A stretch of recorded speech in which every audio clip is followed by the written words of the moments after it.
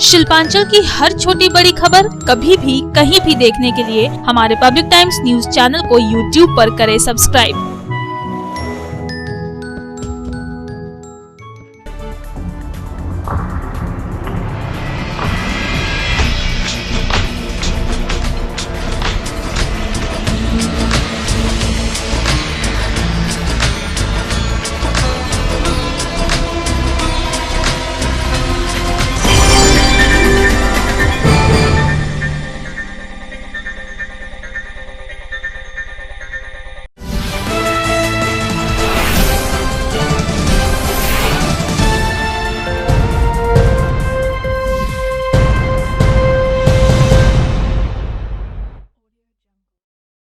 নমস্কার, পাবলিক টাইমসের news segment SR টাইমসে আপনাদের স্বাগত। সঙ্গে আমি অভিজিৎ।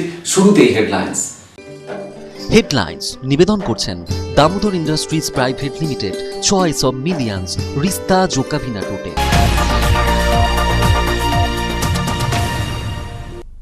বিধানসভা নির্বাচনের দিন ঘনিয়ে আসতেই প্রচারে ব্যস্ততা সব দলের প্রার্থীদের।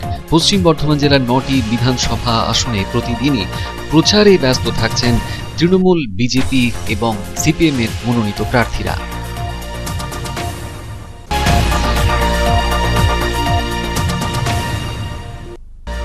আসানসোল দক্ষিণ বিধানসভা কেন্দ্রের তৃণমূল কংগ্রেসের প্রার্থী সায়নী ঘোষ প্রচারে বেরিয়ে ফের পড়লেন বিক্ষোভের মুখে। আসানসোলের ওয়াগন কলোনির বাসিন্দারা তাকে ঘিরে ধরে বিদ্যুৎ ও পানীয় জলের দাবিতে বিক্ষোভ দেখাতে থাকেন।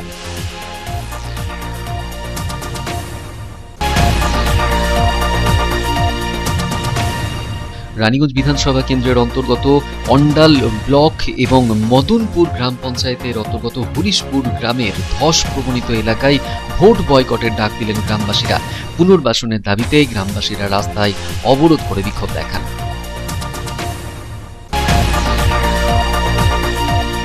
বিশ্ব হিন্দু পরিষদের তরফে রানীগঞ্জ বিধানসভার আসন থেকে বিজেপি প্রার্থী পরিবর্তনের দাবি জানিয়ে বৈঠক করা হলো। বৈঠকে বিশ্ব হিন্দু পরিষদের নেতৃত্ব সাফ জানিয়ে দিলেন, রানীগঞ্জ বিধানসভায় সেকুলার নয়, চাই হিন্দুত্ববাদী প্রার্থী।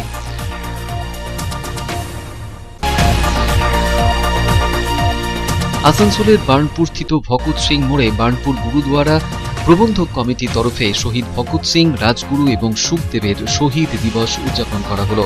শহীদদের মর্মর মূর্তিতে মাল্যদান করলেন আসানসোল উত্তরের তৃণমূল প্রার্থী মলয় ঘটক।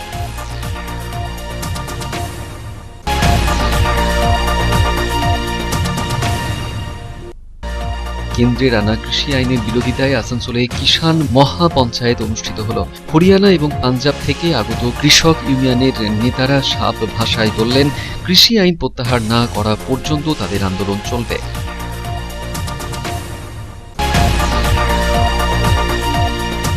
আসানসোল পুর নিগমের পুর প্রশাসকের দায়িত্ব পাওয়ার পরই মঙ্গলবার সকাল থেকেই কোমর কষে কাজে নামলেন পুর প্রশাসক নিতিন সিংহানিয়া।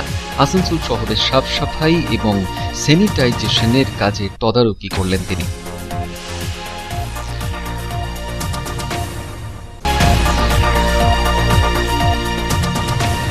মঙ্গলবার জনতা কারফিউর বর্ষপূর্তিতে ফের একবার লকডাউনের প্রশ্ন সামনে দাঁড়ালো, কারণ দেশ জুড়ে শুরু হয়েছে করোনার দ্বিতীয় ইনিংস। এবার আরও শক্তিশালী হয়েছে করোনা।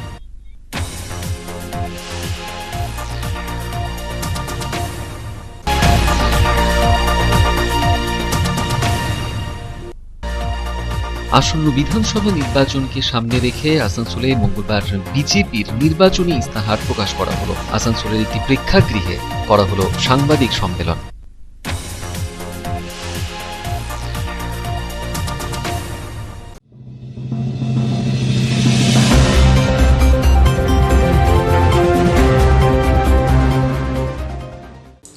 বিধানসভা নির্বাচনের দিন যত এগিয়ে আসছে, বিভিন্ন রাজনৈতিক দলের প্রার্থীরা ঝড় তুলছেন প্রচারে। পশ্চিম বর্ধমান জেলার 9টি বিধানসভা আসনেও প্রতিদিনই এভাবেই প্রচারে ব্যস্ত থাকছেন বিভিন্ন রাজনৈতিক দলের প্রার্থীরা। এদিনও সকাল থেকেই বিভিন্ন কেন্দ্রে তৃণমূল, বিজেপি এবং সিপিএম মনোনীত প্রার্থীরা প্রচার চালালেন জোর কদমে।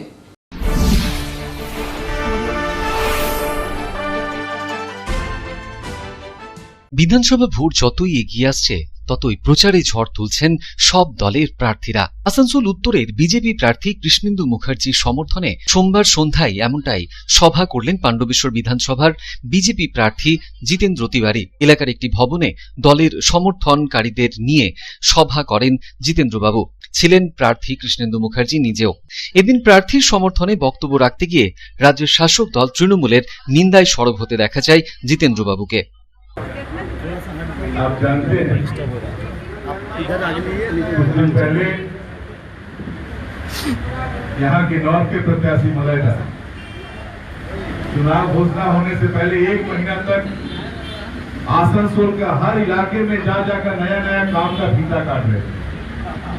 बहुत अच्छा लग रहा था देखने में, लेकिन बहुत हाथ ताली उनको मिल रहा था, लेकिन उनको मालूम था कि ये सारा काम मेयर के रूप में हम किए थे। फीता काटना हम हो गए, काम किया जितेंद्र तिवारी और फीता काटे मलाई घटक, यही मलाई घटक। दूसरा का काम का क्रेडिट लेने का बहुत नशा है, और आसनसोल के लोगों को गुलाम बना के रखने का नशा है। केवल वो रहेंगे और उनका एक प्यारा भाई रहेगा, दूसरा और कोई नहीं रहेगा।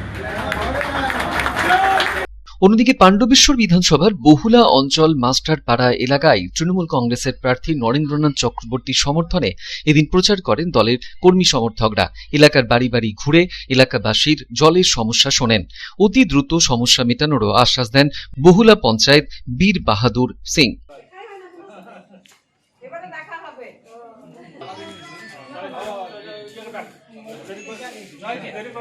অন্যদিকে রানীগঞ্জ বিধানসভার বিজেপি প্রার্থী ডাক্তার বিজন মুখোপাধ্যায় এদিন প্রচারে বেরিয়ে পৌঁছন পাঞ্জাবি মোড় গুরুদুয়ারায়।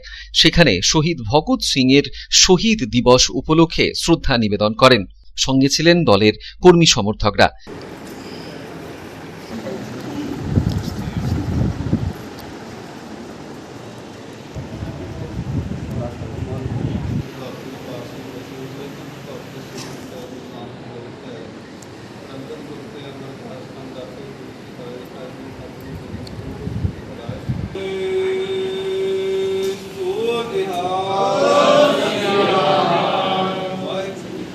তিনি বলেন, শহীদ চক আছে, সেখানে আমি ওনাকে পুষ্পার্পণ করলাম, শ্রদ্ধা জ্ঞাপন করলাম এবং প্রার্থনা করলাম যে উনি যেমন যেখানেই আছেন তেমন ভালো থাকেন, এবং ওনার কাছে আমি এইটুকুই চাইলাম ওনার মতন যেমন আমি মনের মধ্যে শক্তি পাই, যাতে আমি জিততে পারি। রানীগঞ্জ স্যার আজকে রানিংয়ের সময় আমি যাবো, কলেজ পাড়ায় যাবো, হাতিয়াতলায় যাবো, সেখানে যাবো, সেখানে আমাদের কর্মীদের সঙ্গে সভা আছে, আমরা আমাদের কার্যক্রম নিয়ে।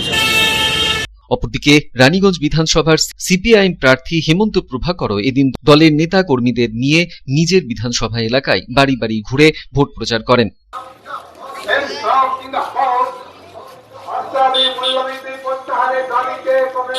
অন্যদিকে আসানসোল দক্ষিণ বিধানসভা কেন্দ্রে মঙ্গলবার ভোট প্রচারে খনি অঞ্চলের অলি গলিতে পৌঁছে ভোট প্রচার করলেন তৃণমূলের তারকা প্রার্থী সায়নী ঘোষ।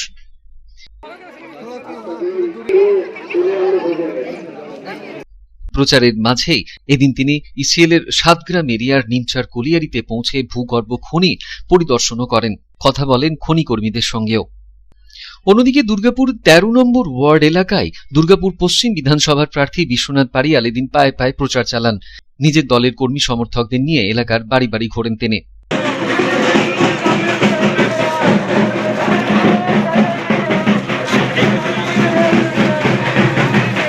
পাশাপাশি দুর্গাপুরের ডেভিড হেয়ার কালীবাড়িতে পুজো দিয়ে প্রচার শুরু করেন এদিন দুর্গাপুর পূর্ব বিজেপি প্রার্থী দীপ্তাংশু চৌধুরী। তিলক বস্তি থেকে শুরু করে তিলক রোড হয়ে মহিষ কাপুরে এসে শেষ হয় তার প্রচার।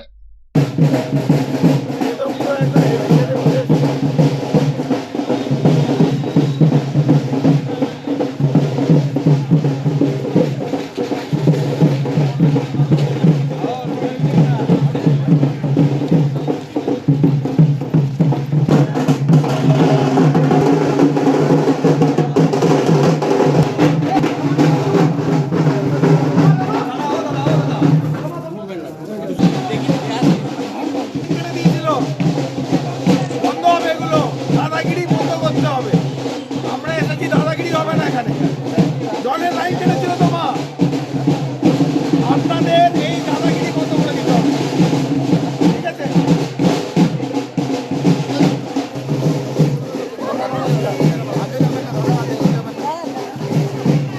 পরিবর্তন সবাইকে আনতে হবে ইশতেহার বিজেপি দেখেছেন যারা পিছিয়ে পড়া জায়গা বস্তিবাসী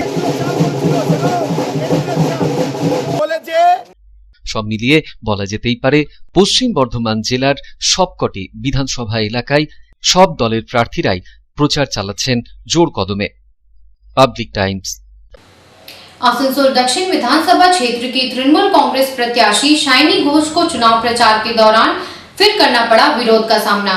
वैगन कॉलोनी के बासिंदों ने बिजली पानी की मांग पर तृणमूल कांग्रेस प्रत्याशी के समक्ष प्रदर्शन किया।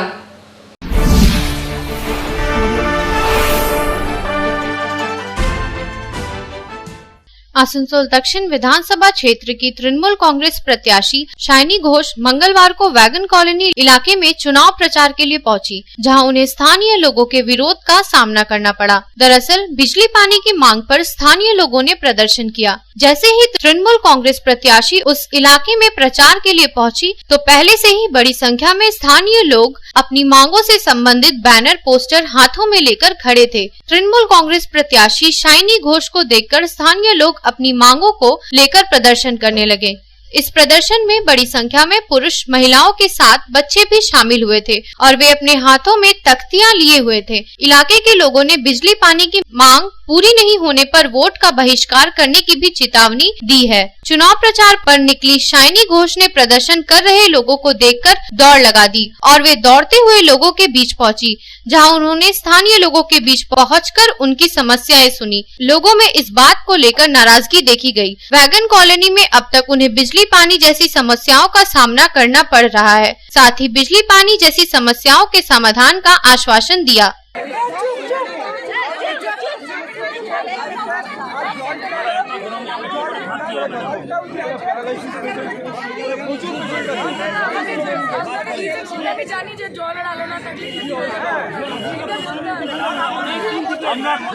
आसनसोल से संतोष मंडल की रिपोर्ट, पब्लिक टाइम्स। रानीगंज विधानसभा क्षेत्र के अंडाल ब्लॉक और मदनपुर ग्राम पंचायत अंतर्गत हरीशपुर ग्राम के भूदसान प्रभावित परिवारों ने पुनर्वास की मांग पर वोट बॉयकॉट करने की धमकी दी। पुनर्वास की मांग कर रहे ग्रामीण सड़क पर उतरे और काले झंडे लेकर प्रदर्शन किया।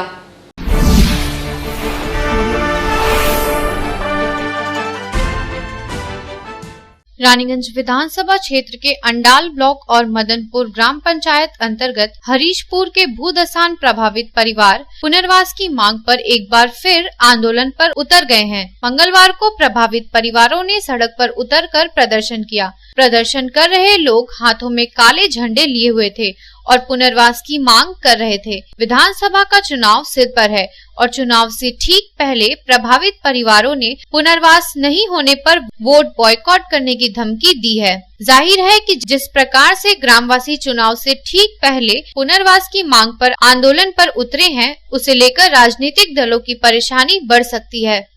आज हमारे घर बाड़ी सब तो भेঙে গেছে, এইভাবে আমরা এখানে আছি, তাছাড়া আমরা কি করব? এই জন্য তাহলে আপনারা কি ভোট দেবেন না? না, আমরা ভোট দেব না। কেন কেন ভোট দেবেন না? ভোট দেব না, আমাদের গ্রামের এই অবস্থা কি কারণে ভোট দেব? কিসের জন্য ভোট দেব বলুন? दरअसल कुछ महीनों पहले हरीशपुर ग्राम में भूदसान की घटना हुई थी और धसान की चपेट में आने से कई घर क्षतिग्रस्त हो गए थे। कई परिवारों को अपना घर बार छोड़कर सुरक्षित स्थानों पर पलायन करना पड़ा था। भूदसान की वजह से हरीशपुर ग्राम का अस्तित्व संकट में पड़ गया है और जान जोखिम में डालकर वे यहाँ रहने को मजबूर हैं। पुनर्वास की मांग पर ग्रामवासी काफी समय से आंदोलन कर रहे हैं। ग्रामवासियों का आरोप है कि पुनर्वास के नाम पर अब तक सिर्फ आश्वासन मिला है, लेकिन अब उन्हें आश्वासन नहीं बल्कि पुनर्वास चाहिए। पुनर्वास मिले बिना इस बार वे वोट डालने नहीं जाएंगे। रानीगंज से रामबाबू यादव की रिपोर्ट, पब्लिक टाइम्स। विश्व हिंदू परिषद ने रानीगंज विधानसभा सीट से बीजेपी प्रत्याशी को बदलने की मांग की है। श्री सीताराम जी भवन में बैठक करने के बाद विश्व हिंदू परिषद के नेताओं ने साफ कर दिया कि रानीगंज से उन्हें सेक्युलर नहीं बल्कि हिंदुत्व की विचार रखने वाला प्रत्याशी चाहिए। 2 दिन बाद फिर विभिन्न संगठनों को लेकर इस मुद्दे पर होगी बैठक।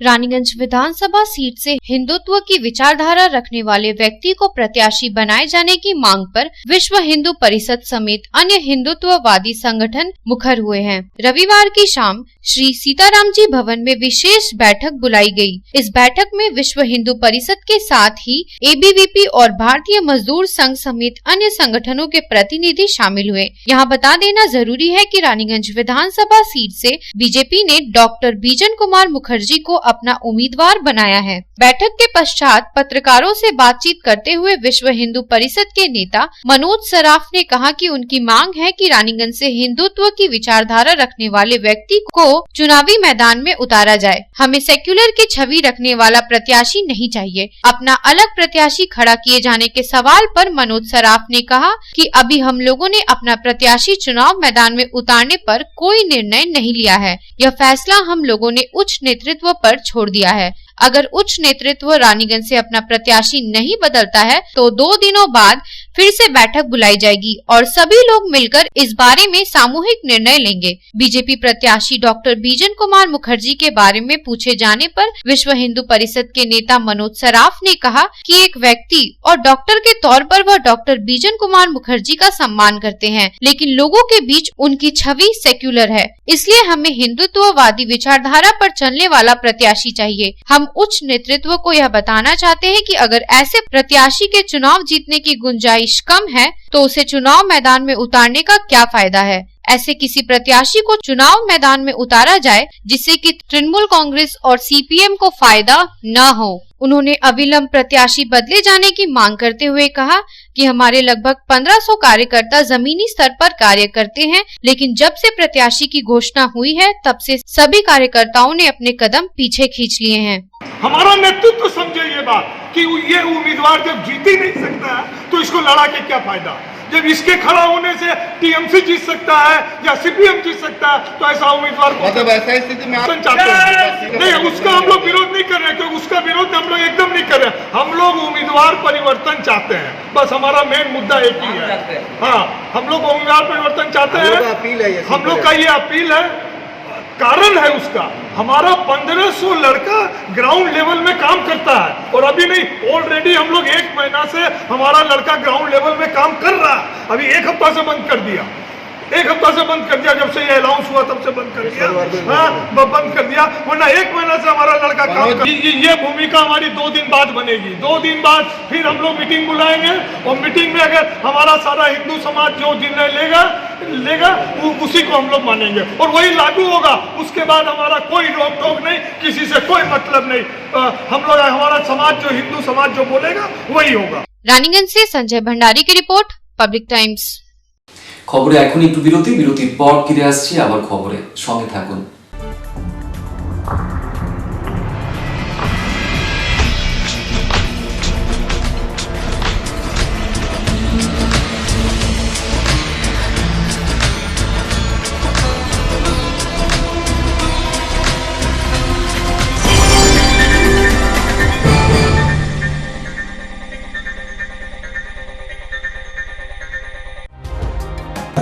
सर्वप्रथम पब्लिक टाइम्स के बारे में छोटा सा वक्तव्य रखेंगे। हम लोगों ने बहुत तरह के उतार चढ़ाव देखे हैं, लेकिन आप लोगों के निरंतर सहयोग, स्नेह, प्रेम, प्यार एवं उत्साह।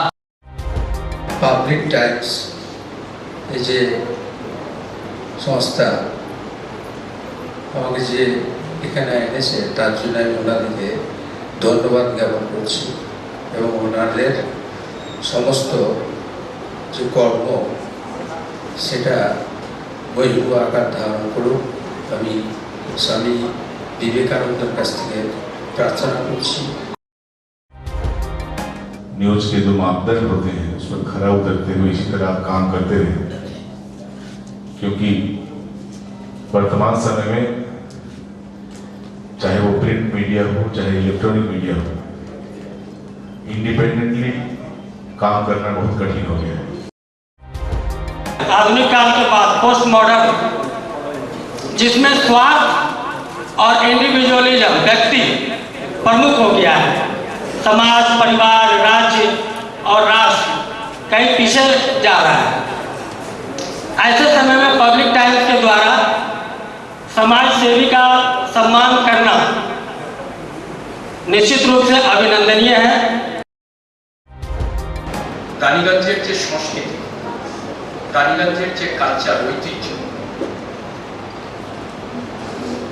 সেটাকে একদিকে ধরে রাখা, আরেকটা হচ্ছে যে পাবলিক টাইমস কিভাবে এগিয়ে যাচ্ছে সেটাকে পাবলিকলি হাইলাইট করা, এই দুটোকে একসাথে কম্বাইন করে আজকের এই অনুষ্ঠান। পাবলিক টাইমস আপনাদের সহযোগিতা, আপনাদের আশীর্বাদ নিয়ে, সকলের সম্মিলিত প্রয়াস এবং প্রচেষ্টা দিয়ে হচ্ছে পাবলিক টাইমস এগিয়ে চলুন। পাবলিক টাইমস উত্তরোত্তর, পাবলিক টাইমসের শ্রীবৃদ্ধি উত্তরোত্তর হচ্ছে যে মহিরুহু আকার ধারণ করুন। এই সংবাদপত্র, প্রিন্ট মিডিয়া বা ইলেকট্রনিক্স মিডিয়া, মানুষ খুব ছাপা কথাকে বিশ্বাস করে, মানুষ খুব চোখের সামনে যেটা দেখে সেটাকে বিশ্বাস করে। তো যারা এই কাজটা করে তাদের কিন্তু অনেক প্রতিকূল অবস্থার মধ্যে এই কাজটা করতে হয়। পাবলিক টাইমসের প্রায় 3.5 থেকে 4 লক্ষ দর্শক আছে, অডিয়েন্স আছে এখানকার এই সারাউন্ডিং এরিয়ায়। আমি পাবলিক টাইমসের নিউজ সমস্তভাবে দেখেছি এবং দেখে একটা জায়গায় উপনীত হয়েছি, সিদ্ধান্তে এসেছি যে না, পাবলিক টাইমসে তারা চেষ্টা করে সঠিক খবরটাকে প্রকাশ করে দেওয়া। জয়সওয়ালকে পাবলিক টাইমসের যিনি কর্ণধার, তাকে কৃতজ্ঞতা জানাই। তারা রানীগঞ্জের মানুষের কাছে, রানীগঞ্জের হৃদয়ে তারা নিজেদের জায়গা করে নিয়েছে। সমাজের প্রতিটি স্তরের মানুষকে সম্মানিত করা এবং তাদের সঙ্গে নিত্য যোগাযোগ না থাকলে এত সুন্দর মহৎ অনুষ্ঠান করা যায়। Public Times, let me tell you, it is my news channel when I travel every day from Durgapur to Raniganj. Vinodji, I thank you very much. He sends me the news and through the YouTube also, and that is my pastime for 20 minutes. I hear to that channel when I travel from Durgapur to Raniganj. It's a wonderful company.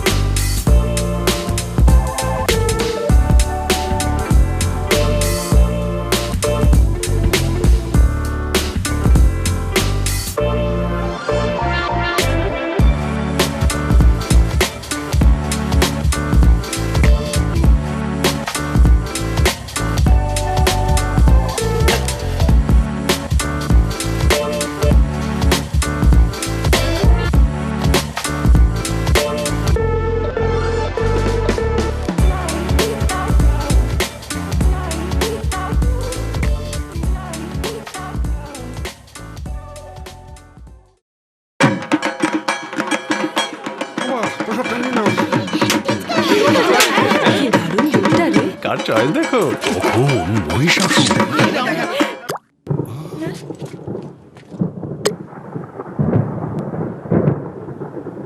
পুজোর আড্ডায় break change করে নাও ঠিক, no মাথায় হাত। Let's go to ছাদ। পুজোর সকাল বিকেল সেই ডুব দিতে যায় আড্ডাতে, ছাদেই বাঁধন হারা ভরসা দিচ্ছে টাটা, টাটা স্ট্রাকচারা।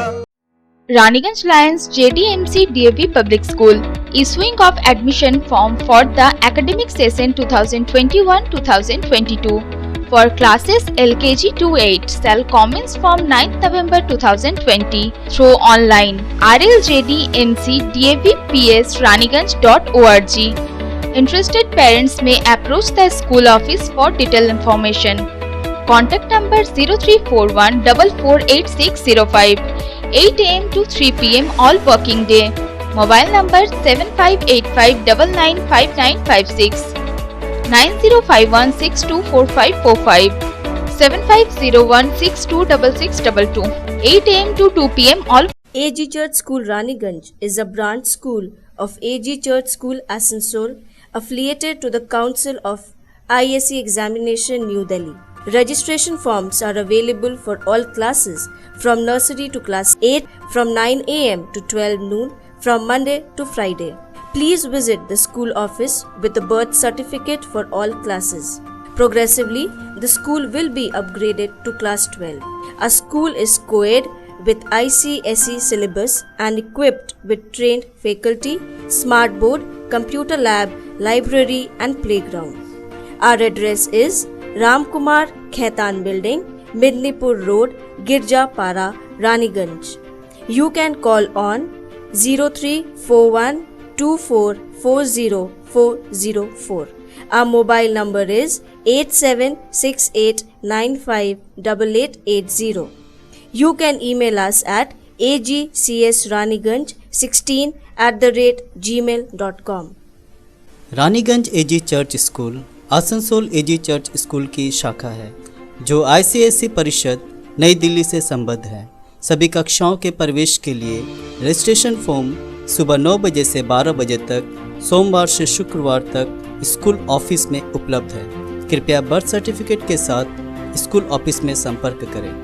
हमारा स्कूल ICSE पाठ्यक्रम के साथ कोएड है और train faculty, smart board, computer lab, library और खेल के मैदान से सुसज्जित है। हमारा पता है Ramkumar Khaitan building, Midnapore road, Girjapara, Raniganj. Raniganj AG church school Asansol AG church স্কুলের একটি শাখা যেটি ISC পরিষদ নিউ দিল্লির সাথে যুক্ত। সমস্ত শ্রেণীতে প্রবেশের জন্য রেজিস্ট্রেশন ফর্ম সকাল 9টা থেকে বেলা 12টা সোমবার থেকে শুক্রবার অবধি স্কুল অফিসে পাওয়া যাবে। অনুরোধ করা হচ্ছে বার্থ সার্টিফিকেট নিয়ে স্কুল অফিসে যোগাযোগ করুন। আমাদের স্কুল ICSE পাঠ্যক্রমের সাথে কো এডুকেশন এবং trend faculty, smart board, computer lab, library সহকারে খেলার ময়দানে সুসজ্জিত। আমাদের ঠিকানা হলো रामकुमार खैतान बिल्डिंग, मेदिनीपुर रोड, गिरजापाड़ा, रानीगंज। आसनसोल के बर्नपुर स्थित भगत सिंह मोड़ में बर्नपुर गुरुद्वारा प्रबंधक कमेटी की ओर से शहीद भगत सिंह, राजगुरु और सुखदेव का शहीदी दिवस मनाया गया। आसनसोल उत्तर विधानसभा क्षेत्र के तृणमूल प्रत्याशी मलय घटक और तृणमूल नेता अभिजीत घटक द्वारा भगत सिंह की मूर्ति पर माल्यार्पण कर श्रद्धांजलि अर्पित किया गया।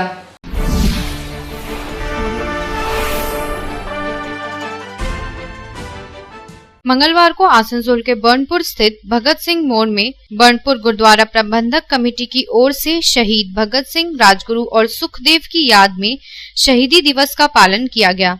इस दिन भगत सिंह मोड़ स्थित भगत सिंह की मूर्ति पर माल्यार्पण कर उन्हें श्रद्धांजलि अर्पित किया गया। शहीदी दिवस के अवसर पर काफी संख्या में लोगों ने अपनी उपस्थिति दर्ज कराई। इस अवसर पर आसनसोल उत्तर विधानसभा क्षेत्र के तृणमूल प्रत्याशी मलय घटक और तृणमूल नेता अभिजीत घटक उपस्थित थे। इस मौके पर बर्नपुर गुरुद्वारा प्रबंधक कमेटी के चरणप्रीत सिंह ने कहा, भगत सिंह द्वारा किए गए बलिदान को बताने की जरूरत नहीं है, पूरा विश्व उनके द्वारा किए गए बलिदान से वाकिफ है। इसके साथ ही उन्होंने बताया कि बर्नपुर मोड़ स्थित भगत सिंह की मूर्ति की स्थापना 1983 में इसी दिन की गई थी। वे हर साल यहाँ शहीदी दिवस के अवसर पर इकट्ठे होते हैं और शहीदी दिवस का पालन करते हैं। उन्होंने सभी से भगत सिंह द्वारा सिखाए गए मार्ग पर चलने की अपील की। शहीद आजम सरदार भगत सिंह, राजगुरु और सुखदेव जी का शहीदी दिवस हम लोग यहाँ बर्नपुर मोड़ पर मना रहे हैं। और जैसा कि आप सभी जानते हैं, इन शहीद भगत सिंह का जीवन का उद्देश्य, उनका जो जीवन का प्रयास, उनका जो बलिदान, उसके लिए पूरा हिंदुस्तान का पूरा विश्व उनके बारे में जानता है। इसीलिए हम लोग हर साल की तरह इस साल भी यहाँ पर भगत सिंह मोड़ पर 23 मार्च को शहीद आजम भगत सिंह, राजगुरु और सुखदेव का शहीदी दिवस मनाते हैं।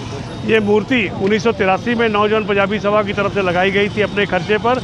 उस समय में बड़ा कठिन था इतनी बड़ी मूर्ति को लगाना, लेकिन हम लोगों ने सबके प्रयास से, यहाँ के एडमिनिस्ट्रेशन के प्रयास से, अपने भाई बहनों के प्रयास से इस मूर्ति को 1983 में लगाया था। आज ये मूर्ति पूरे आसनसोल शहर का गौरव है।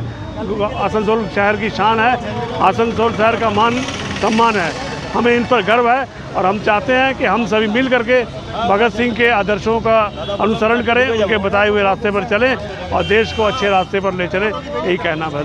आसनसोल से संतोष मंडल की रिपोर्ट, पब्लिक टाइम्स। कृषि कानून के खिलाफ आसनसोल में किसान महापंचायत का आयोजन किया गया। हरियाणा और पंजाब से पहुंचे किसान यूनियनों के नेताओं ने साफ कर दिया कि जब तक कृषि कानून वापस नहीं लिया जाएगा तब तक किसानों का आंदोलन जारी रहेगा।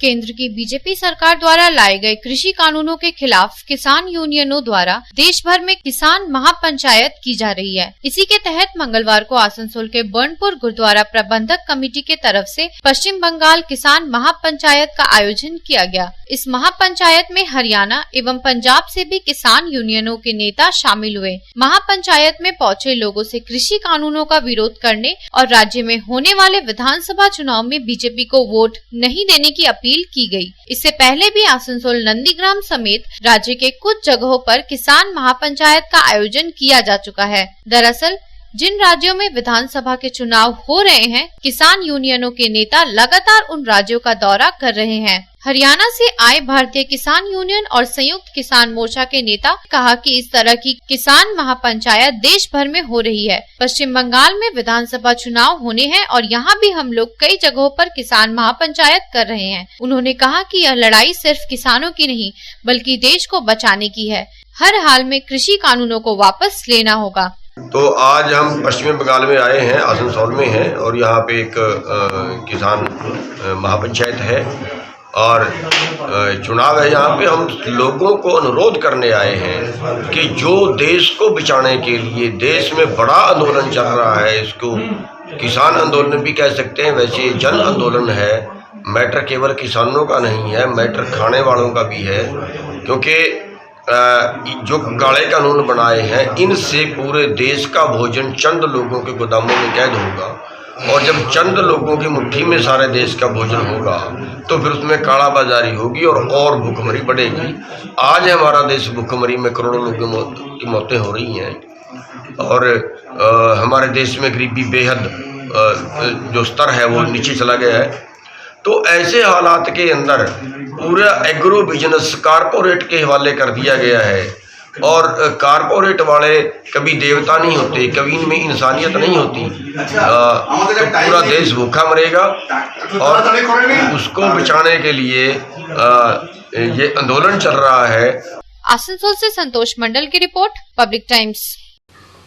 আসানসোল পুর নিগমে পুর প্রশাসকের দায়িত্ব পাওয়ার পরপরই এদিন সকাল থেকেই কোমর কষে কাজে নেমে পড়েন নিতিন সিংহানিয়া। আসানসোল শহরের সাফ সাফাইয়ের ও স্যানিটাইজেশনের কাজে তদারকি করেন পুর প্রশাসক নিতিন বাবু।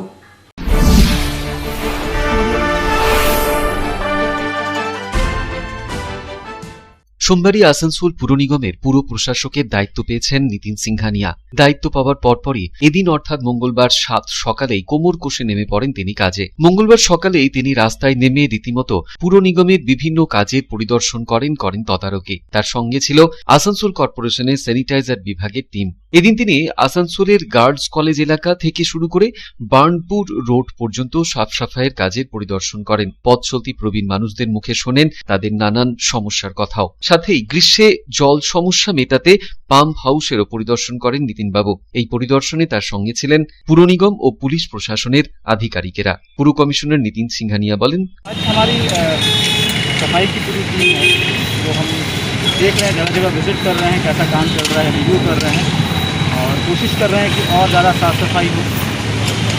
हमारा क्योंकि अभी डेंगू और मलेरिया को लेकर भी जो है इसकी रोकथाम में सफाई ज़्यादा जो है कार्यरत रहता है।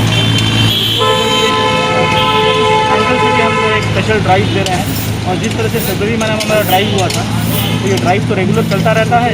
तो जहाँ जहाँ पर भी बड़े हाइड्रेन्स हैं या फिर जहाँ रेगुलर क्लीनिंग संभव नहीं होती है उनको एक ड्राइव लिया जा रहा है और हमारे जो सैनिटरी स्टाफ है उनको मोटिवेट किया जा रहा है ताकि और अच्छे से जो है जो भी हम सेवा है लोगों को दे पाएँ। সন্তোষ মণ্ডলের রিপোর্ট, পাবলিক টাইমস, আসানসোল। খবরে এখন সময় আবার একটু বিরতির পর থাকছে আবার খবর, সঙ্গে থাকুন।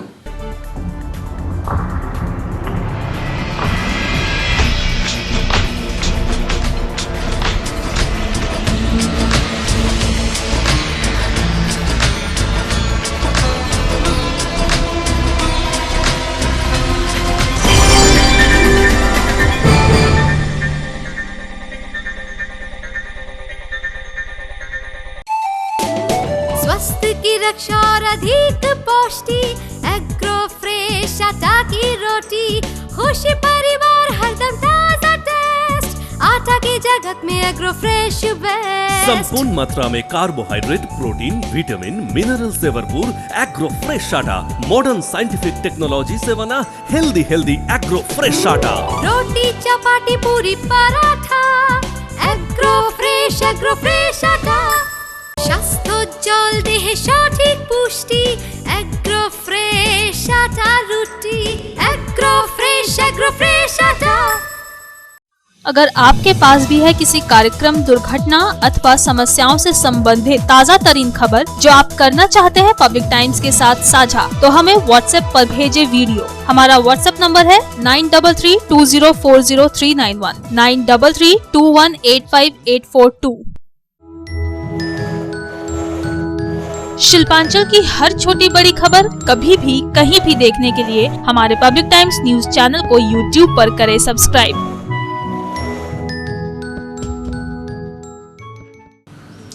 মঙ্গলবার জনতা কারফিউর বর্ষপূর্তি আর এই দিনে ফের একবার লকডাউন ফিরে আসার প্রশ্ন সামনে দাঁড়িয়েছে।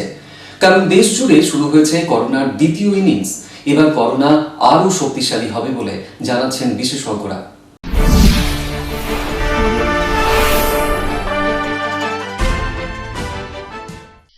আজ জনতা কারফিউর বর্ষপূর্তি। গত বছরের 22শে মার্চ রবিবার করোনার হাত থেকে বাঁচানোর জন্য সারা দেশে পালিত হয়েছিল জনতা কারফিউ। 24শে মার্চ মধ্যরাত থেকে গোটা দেশে শুরু হয়ে যায় লকডাউন। তার আগে 48 ঘন্টার জন্য 22শে মার্চ সকাল 7টা থেকে রাত 9টা পর্যন্ত নিজের ঘরের বাইরে পা রাখেনি দেশবাসী। এদিন কার্যত স্তব্ধ হয়ে গিয়েছিল গোটা দেশ। সেদিন বিকেলেই প্রধানমন্ত্রী নরেন্দ্র মোদীর নির্দেশ মেনে করোনার সামনের সারির যোদ্ধাদের প্রতি বিশেষ সম্মান দেখিয়েছিল দেশবাসী। থালা বাটি বাজিয়ে, করতালি দিয়ে, কাসর ঘণ্টা এবং শঙ্খধ্বনির মাধ্যমে করা হয়েছিল করোনা যোদ্ধাদের অভিনন্দনের কাজ। তবে সেই দিন কি আবার ফিরতে চলেছে? জনতা কারফিউর বর্ষপূর্তির দিনে সেটাই এখন বিরাট প্রশ্ন। কারণ সোমবার কেন্দ্রীয় স্বাস্থ্য মন্ত্রকের পরিসংখ্যান বলছে দেশ জুড়ে প্রায় 47,000 মানুষ গত 24 ঘন্টায় আক্রান্ত হয়েছেন। এর ফলে মোট আক্রান্তের সংখ্যা দাঁড়িয়েছে 1,16,46,081 জন। এখন অবধি মৃত্যু হয়েছে 1,49,967 জনের, যা গত কয়েকদিনের তুলনায় অনেকটাই বেশি। এবছর 9 জানুয়ারি দেশে মৃত্যু হয়েছিল 228 জনের। এরপর থেকেই দৈনিক মৃত্যুর হার কমতে শুরু করেছিল। গত কয়েকদিনে ফের তা বাড়তে শুরু করেছে। দৈনিক সংক্রমণ বৃদ্ধির জেরে দেশে সক্রিয় রোগীর সংখ্যা বাড়ছে ক্রমাগত। কয়েকটি রাজ্যে বেড়েছে আক্রান্তের সংখ্যা। আর এই অবস্থায় স্বাস্থ্য বিশেষজ্ঞদের অনুমান করোনার এই দ্বিতীয় ঢেউ গতবারের তুলনায় আরও বেশি শক্তিশালী হতে পারে। Public Times. বিধানসভা নির্বাচনকে সামনে রেখে মঙ্গলবার বিজেপির নির্বাচনী ইস্তাহার প্রকাশ করা হলো। আসানসোলের একটি প্রেক্ষাগৃহে এদিন এই সাংবাদিক সম্মেলনের আয়োজন করা হয়েছিল।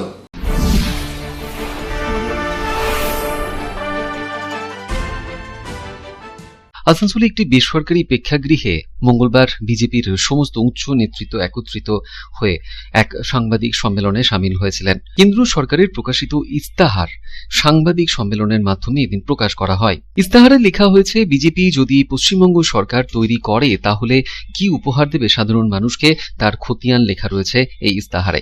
স্বাস্থ্য বীমা 5 লক্ষ টাকা অবধি করা হবে, পড়ুয়াদের সমস্ত রকম বইপত্র দেওয়া হবে ফ্রিতে, রাস্তাঘাটের উন্নয়ন করা হবে, কৃষকদের বছরে 10,000 টাকা করে দেওয়া হবে অনুদান।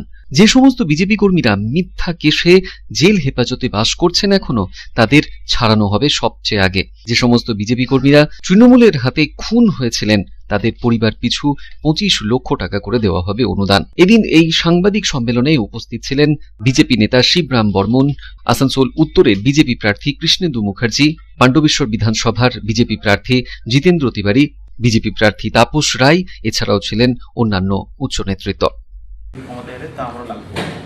উত্তরবঙ্গ জঙ্গলমহল ও সুন্দরবনের 3টি নতুন AIIMS All India Institute of Medical Science তাদের তৈরির কথা ঘোষণা করা হয়েছে।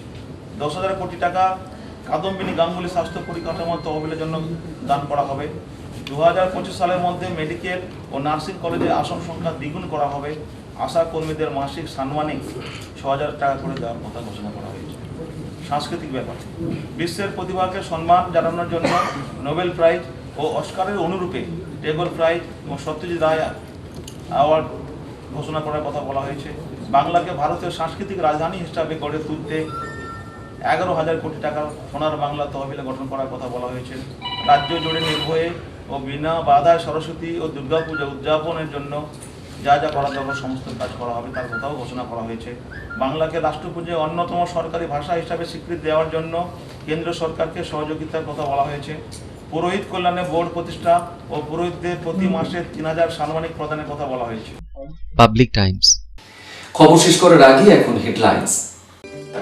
হেডলাইন্স নিবেদন করছেন Damodar Industries Private Limited, choice of millions, রিস্তা জোকাভিনা টুটে।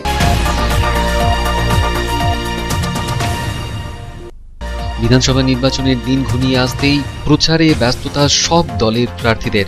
পশ্চিম বর্ধমান জেলার 9টি বিধানসভা আসনে প্রতিদিনই প্রচারে ব্যস্ত থাকছেন তৃণমূল, বিজেপি এবং সিপিএম এর মনোনীত প্রার্থীরা।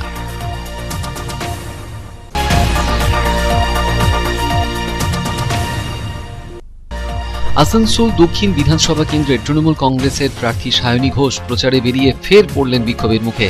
আসানসোলের ওয়াগন কলোনির বাসিন্দারা তাকে ঘিরে ধরে বিদ্যুৎ ও পানীয় জলের দাবিতে বিক্ষোভ দেখাতে থাকেন।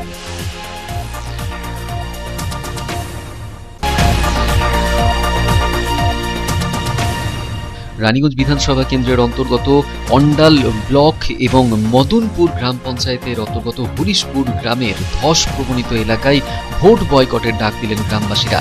পুনর্বাসনের দাবিতে গ্রামবাসীরা রাস্তায় অবরোধ করে বিক্ষোভ দেখান।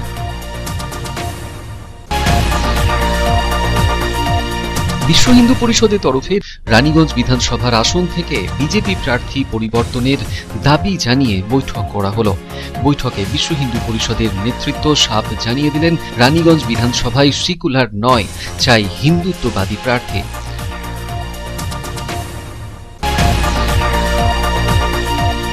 আসানসোলের বার্নপুর স্থিত ভকত সিং মোড়ে বার্নপুর গুরুদুয়ারা প্রবন্ধক কমিটির তরফে শহীদ ভকত সিং, রাজগুরু এবং সুখদেবের শহীদ দিবস উদযাপন করা হলো।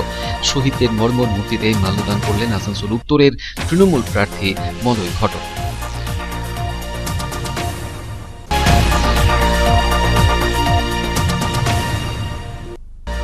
কেন্দ্রের আনা কৃষি আইনের বিরোধিতায় আসানসোলে কিষাণ মহাপঞ্চায়েত অনুষ্ঠিত হলো। হরিয়ানা এবং পাঞ্জাব থেকে আগত কৃষক ইউনিয়নের নেতারা সাফ ভাষায় বললেন, কৃষি আইন প্রত্যাহার না করা পর্যন্ত তাদের আন্দোলন চলবে।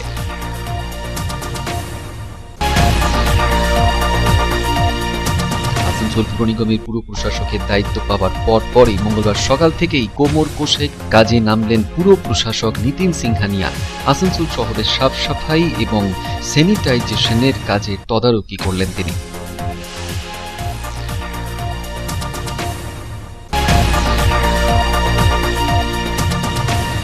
মঙ্গলবার জনতা কারফিউর বর্ষপূর্তিতে ফের একবার লকডাউনের প্রশ্ন সামনে দাঁড়ালো, কারণ দেশ জুড়ে শুরু হয়েছে করোনার দ্বিতীয় ইনিংস।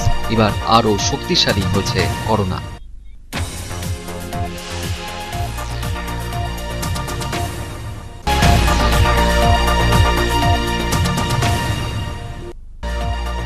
আসন্ন বিধানসভা নির্বাচনকে সামনে রেখে আসানসোলে মঙ্গলবার বিজেপির নির্বাচনী ইস্তাহার প্রকাশ করা হলো। আসানসোলের একটি প্রেক্ষাগৃহে করা হলো সাংবাদিক সম্মেলন।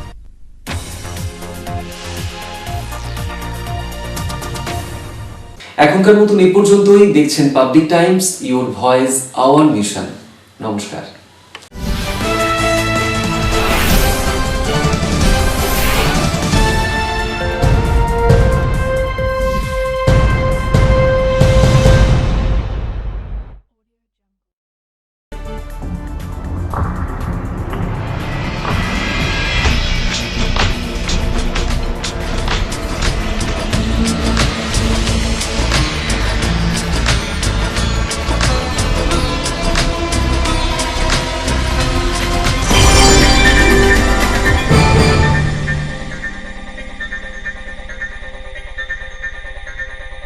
अगर आपके पास भी है किसी कार्यक्रम, दुर्घटना अथवा समस्याओं से संबंधित ताज़ा तरीन खबर जो आप करना चाहते हैं पब्लिक टाइम्स के साथ साझा, तो हमें व्हाट्सएप पर भेजे वीडियो। हमारा व्हाट्सएप नंबर है 9332040391 9332185842।